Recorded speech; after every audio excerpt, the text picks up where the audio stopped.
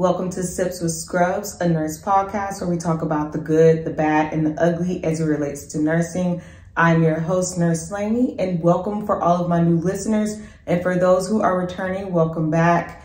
If you guys are just listening to the podcast, I also have available on YouTube if you guys want to see some visuals and vice versa.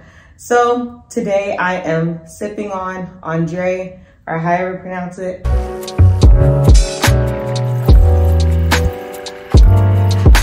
I still have this little sparkling wine that I've not finished. We're nearing the end of the bottle.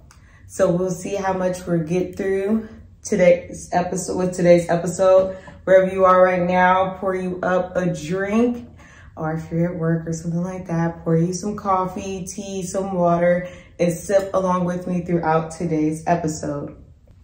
So now we're gonna get into what would Lainey do.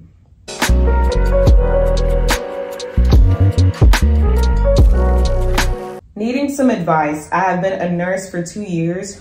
I recently got an offer to do a PACU fellowship for a hospital in Texas. Note, I do not have any ICU/critical care experience, but I really want to learn PACU and develop my skills further. The job will be 312s with 5 required on-call shifts per month. Pay is $37 with a $20,000 sign-on bonus with a 2-year commitment. The fellowship program will be 6 months long with a preceptor.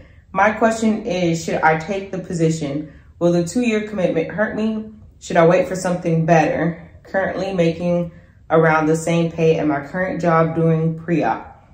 Need help since I have to do an answer on Tuesday. Thank you. All right, so before we get into what I would do, if you guys would like to submit any inquiries to what would Lainey do, you guys can put them here in the comments on YouTube, or you can go over to the Instagram page, Sips with Scrubs, and you can DM me on there, or if you comment somewhere, I will also respond.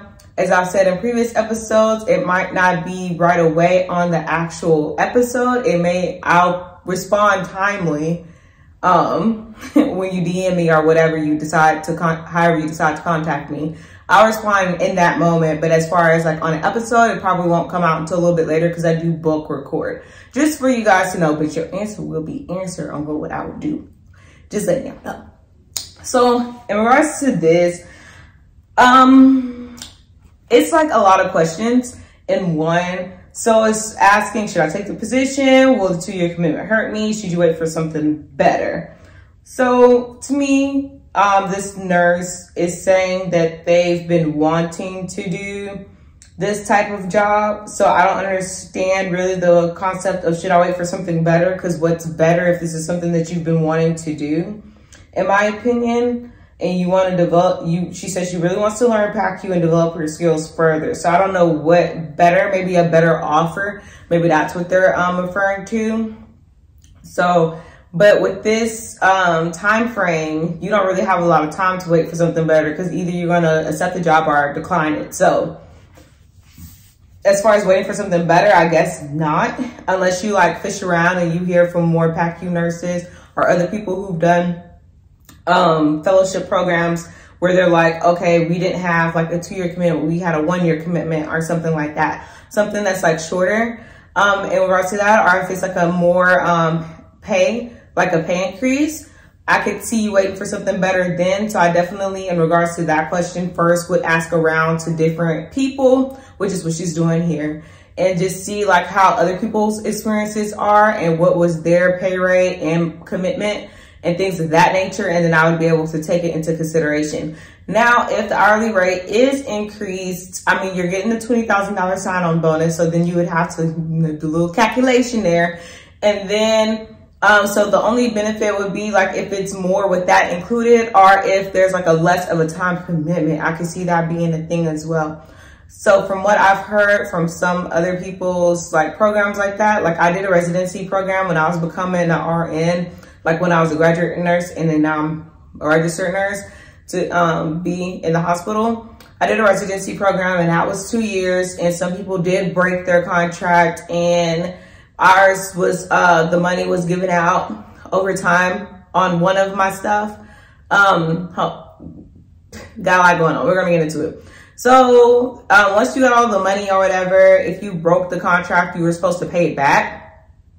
But I heard that it was depending on the unit on whether or not they actually pursued it. I heard some people got away with it, and other people did not. So my only thing with that is that you can't really touch that money for like a good amount of time. And if you do it in portions, just in case you do decide to like break your contract, and it was like given out all together. Now, some of the people programs is given out throughout the 2-year term. So then if you do break it at whatever point, you don't have to pay back that money, because not all of it in full was paid. My most recent job I had before Float Pool, I had a sign-on bonus, and we got like increments of the money. I think it was a total of 10K, and it was like 222, 222, and then four grand at the end of the 2 years. So I think after the second paycheck, I got $2,000. After 6 months, I got another $2,000, and after a year, I got another $2,000. And it was going to be a whole nother year, and then you'd get the final $4,000. So it's something like that. You don't have to necessarily stay the full length and have to like pay it back. But in some of them where they give you the money up front, you are obligated to do that, or you have to pay the money back, most likely. So you kind of have to look at your situation and see and determine like if that's something that you'd be able to do and if it's profitable for you. If not, then a less commitment probably would be better. I also heard too that people who have like big sign-on bonuses, most of the time the units are in shambles because they're trying to staff the unit. So you also have to take that into account whenever you're accepting a position with a sign-on bonus.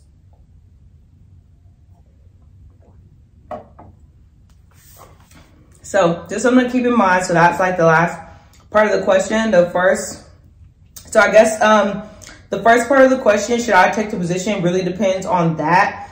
And as far as the 2-year commitment, I guess I kind of already answered that, because I was saying that it depends on what kind of, how they doing the money and stuff like that. But I think if you break the contract and you just have to pay back money, pay the money back or whatever. And if you don't, then oh well. But I feel like if you're interested in doing something like YOLO, you know what I'm saying? So for those who don't know, that means you only live once. But honestly, you only live once. So I feel like if you're interested in it, you owe it to yourself to try it at least for a little bit to see if you like it.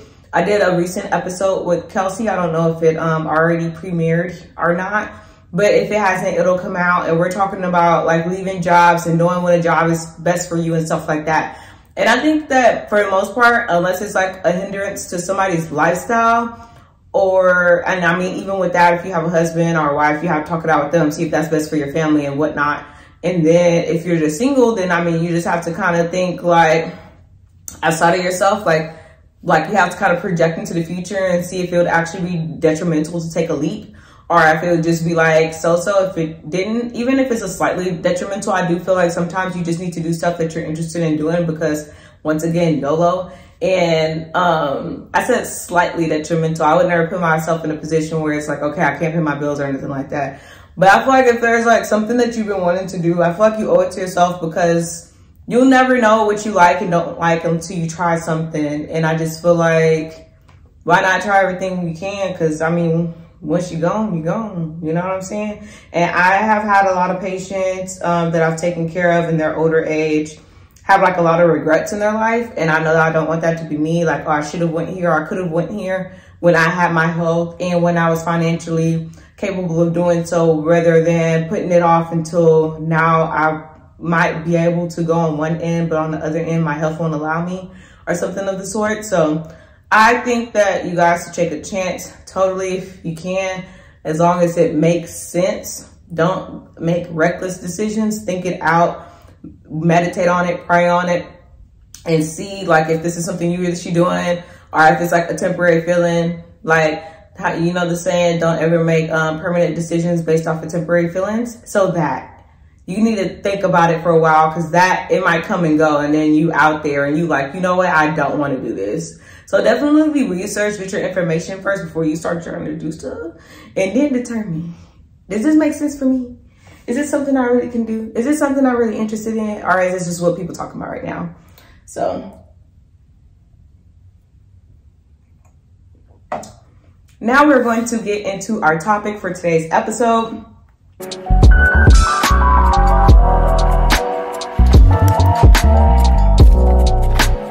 Which is setting boundaries. So last week we did talk about being aware, and I don't think you're able to set boundaries until you are aware, or you can set them, but then they'll probably end up being broken and then you have to reconfigure. But honestly, life is a constant state of adapting and readjusting and learning and growing and things like that. So just take that into consideration. But I definitely think if you haven't heard that episode, you should go listen to that first before you hear this one. But if not, you could just listen along with me. So basically today is not going to be like super professional. I think any of the episodes are. I'm just going to be kind of like rambling and telling my thoughts about certain situations. And I definitely want you guys to share your thoughts down below in the comment section, because that's what Sips with Scrubs is about. It ain't sipping with Lainey. You know what I'm saying? Like, y'all, we together. All right, so setting boundaries. So what are boundaries anyway? So boundaries are something that indicates bounds or limits, a limiting or a bounding line. So to me, that's just like, okay, establishing limits are like putting parameters on certain things, what you will and won't go for, what you will or will not accept, what you're okay with. And the reason that this is important is because I feel like it ends up protecting your peace, because I feel like you set the limit in order to protect yourself. Like, it's kind of like a defense mechanism. Like, you know who you are as a person, and you know that this specific thing is triggering towards you. So in order to prevent that from happening, this is what I'm going to establish. And if I see any of these signs, then that's the end of that. So that's kind of how I think about boundaries. Now, I did find a meme, or, you know, I told y'all I'll be on Pinterest. So I did find some stuff that I'm going to put on the screen for those on YouTube, and I'll read it out loud for you guys just listening. And we're going to go over that together. But first, I want to also get into what does like boundaries look like. And honestly, this is personal for each person. Everybody's different. So what you feel like is a boundary, or like what you feel like you need set in place, is now what everybody else needs set in place. And honestly, that's a lot of the issue in regards to boundaries, is that everybody is so different. We're like different races, different cultures, different religions and stuff like that. And a lot of the times they're based off of that, and also just personal preference and like the actual person. And so that's why a lot of times boundaries get broken, or, you know, people cross the line because they don't know, you know, until they break it. Sometimes it's not like you're going around advertising this, that, and the third. That's something I learned about boundaries that we're going to get into in a bit. But as far as what they look like I said, I think that's different for everybody. I know for me, the easiest one to think of off the top of my head is physical boundaries. I think I got some, I don't know if you want to call them emotional, but we don't get there. Okay, so physical boundaries, like, I know for me, I don't like people touching me. And that's just a thing that I don't particularly like, especially if I don't know you. I don't like, I don't know, y'all know them people that always gotta touch you when they talk. And it's like, girl, I don't know you, don't touch me. And it's hard to kind of advertise, like, don't touch me. You know what I'm saying? So sometimes it's just the body language and how I move myself, where, you know, like, I'm not cool with that type of thing, but it's not like I'm being rude about it. So it's not necessarily something I say, it's just like a reaction that I have, that I think the body language tells people, like, I'm not really good with you touching me right now. I don't really like, I don't really hug people like that unless I know you.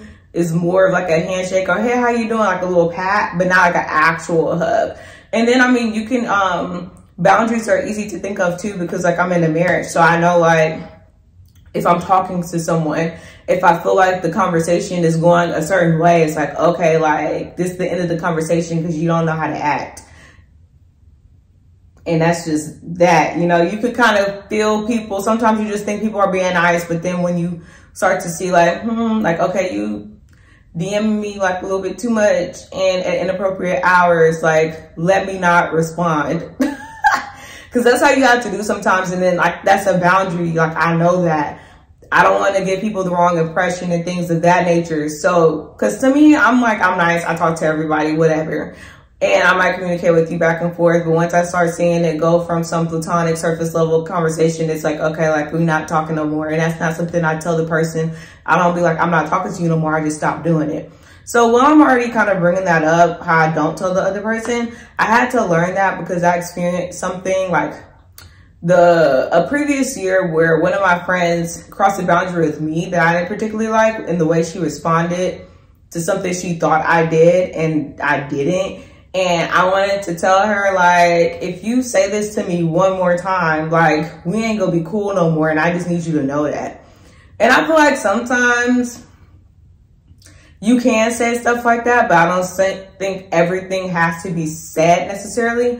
I feel like we had a conversation about the event just because, like, we can't continue to be friends operating under the same way, because it's going to happen again. I'm like, we cool. Like, I like you in my life, and I don't want to have to cut you off. I didn't say all that. This is just what I'm thinking. So when we're talking about it, I was just like, hey, I really don't appreciate this, that, and the third. And, ooh, I don't know. I've been getting gassy on here lately. Sorry, y'all. But I'm like, I don't appreciate how you said this, and what you said is not okay with me. By me saying that kind of infers that if you do it again, like, we gonna have an issue. And like I said, when you just decide to stop talking to somebody, you don't have to give them any rationale. You just simply stop talking to them. And like, that's just something that you set. You don't have to have this long drawn out conversation. Now, if they ask you like, hey, I've been noticing that we haven't been talking as much as we normally do, is something going on? Then okay, like, let's talk about it. But for the most part, it's like, I don't have to tell everybody why I'm doing all these actions. Now, in regards to like my husband or somebody like that, I might like be more vocal and explain in detail, because that's different in comparison to like a friend or a coworker or something like that. So the whole reason why we're talking about boundaries anyway is because you have to know how to establish them in nursing, or you'll get ran over.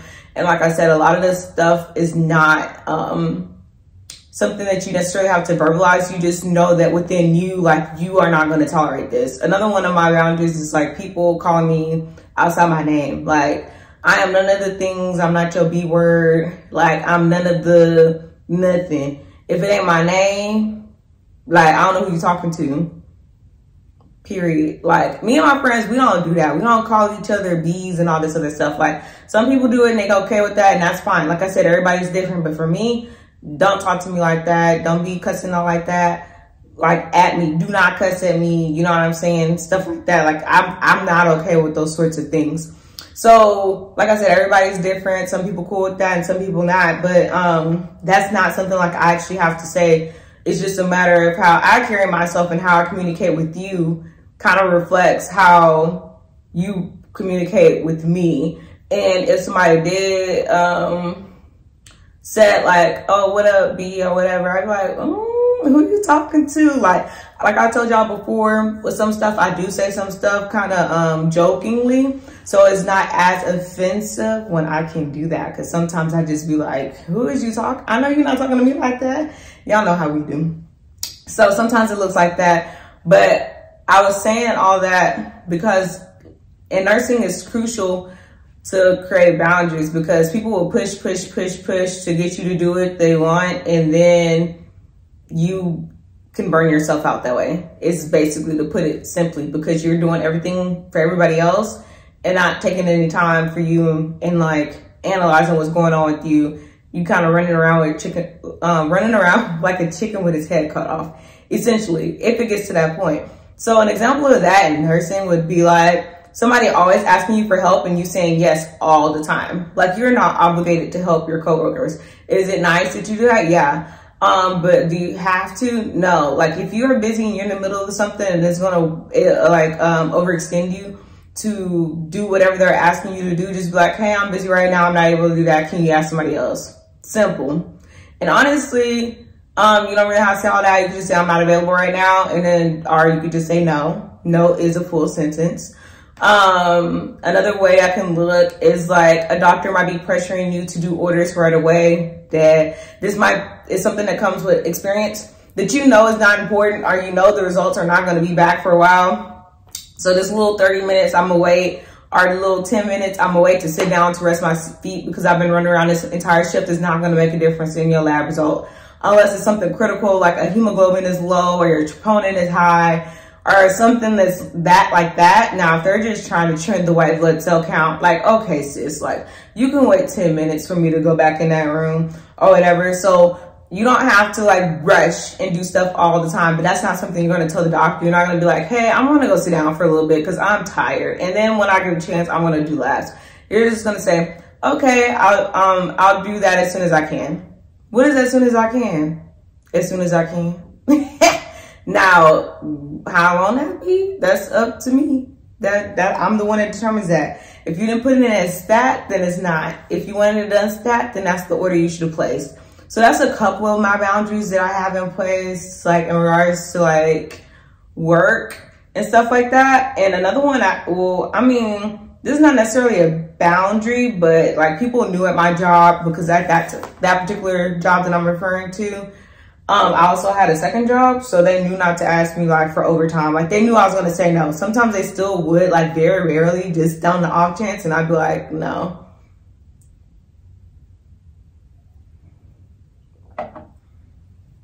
So now I want to share with you guys this quote I found on Pinterest.